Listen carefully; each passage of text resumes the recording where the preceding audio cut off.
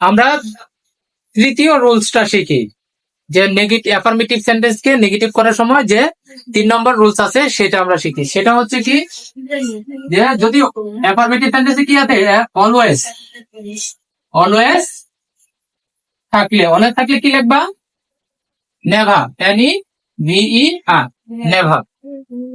Affirmative সেন্টেন্সে যদি always, affirmative সেন্টেন্সে অ্যাফার্মেটিভ সেন্টেন্সে অলওয়েজ থাকলে নেভার লিখবো। অলওয়েজ এর পরিবর্তে কি, নেভার। বলো, অ্যাফার্মেটিভ সেন্টেন্সে অলওয়েজ এর পরিবর্তে নেভার বসাইতে হবে। অর্থাৎ অলওয়েজ যুক্ত সেন্টেন্স কে অলওয়েজ পরিবর্তন করে নেভার বসাইতে হবে। অলওয়েজ এর পরিবর্তে নেভার। অলওয়েজ এর নেগেটিভ হচ্ছে নেভার। বলো, অলওয়েজ এর নেগেটিভ নেভার। অলওয়েজ থাকলে অলওয়েজ এর পরিবর্তে নেভার বসাবো। যেখানে অলওয়েজ আছে সেখানে শুধু কি বসা দিবা, নেভার বসা দিবা। একটা উদাহরণ দেখো, তাহলেই বুঝতে পারবা, একদম সহজ হয়ে যাবে তোমার জন্য। যেমন এক্সাম্পলে আমরা লিখি, ইউ আর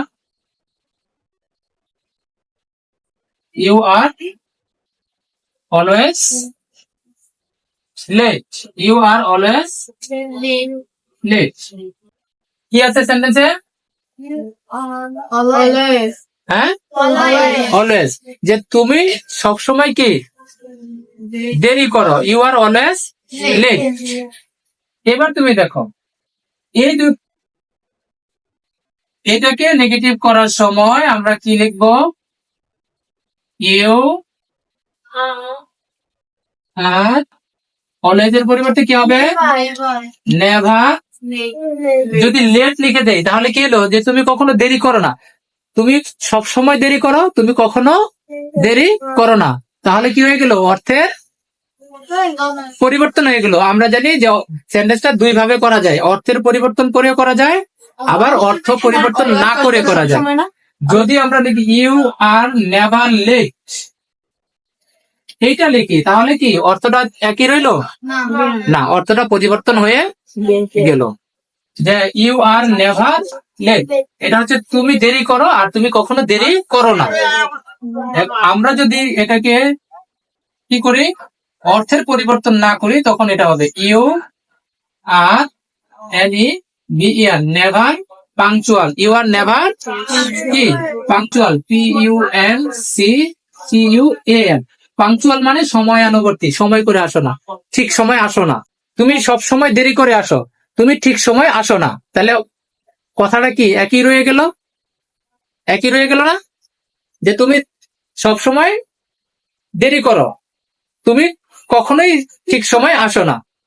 এই দুইটা কথা কি মানে একই রয়ে গেছে। তাহলে এটা হলো ট্রান্সফরমেশন। এটা কি ট্রান্সফরমেশন। তা আমাদের পরীক্ষার খাতায় আমরা এইভাবেই করব, ট্রান্সফরমেশন করব। নেভার অলওয়েজ হচ্ছে সব সময় বা সর্বদা, সর্বদা। আর নেভার হচ্ছে কখনো, কখনো না, নেভার।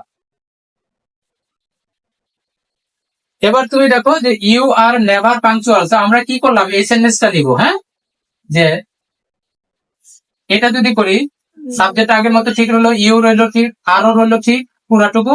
এই অলওয়েজ এর পরিবর্তে কি বসাই দিলাম আমরা, নেভার। অলওয়েজ এর পরিবর্তে কি বসাই দিলাম, নেভার। আর এখানে ছিল লেট শব্দ, এটার বিপরীত শব্দ পাংচুয়াল। তো এইখানে একটা নোট লেখো, মানে নোট মানে ছোট একটা টিকা নোট, যেটা মনে রাখার জন্য যে কিভাবে করতে হয়, যে লেট হয়ে পাংচুয়াল হয়ে গেল, তাই না।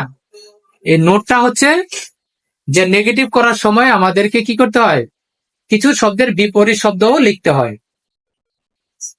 নো, নট, নেভার এগুলা বসানোর সাথে যখন আমরা নেগেটিভ করি, তার পাশাপাশি অন্য কোনো শব্দ, সেটা অ্যাডজেক্টিভ, অ্যাডভার্ব বা ভার্ব, এদের বিপরীত শব্দ দিয়ে করতে হয়। যেমন লেটের বিপরীত শব্দ কি, পাংচুয়াল। বুঝতে পারছো? 3 নম্বর রুলস কি? অলওয়েজ থাকলে কি হবে? নেভার। অলওয়েজ থাকলে নেভার। আর দেখবো সেন্টেন্সে অন্য কোনো শব্দের বিপরীত শব্দ করা যায় কিনা, যদি করা যায় তাহলে ওই শব্দের বিপরীত শব্দ লিখতে হবে। যেমন লেট এর বিপরীত শব্দ কি? পাংচুয়াল। লেট অর্থ দেরি, পাংচুয়াল অর্থ কি? সময়ানুবর্তী, অর্থাৎ সময় মতো আসা।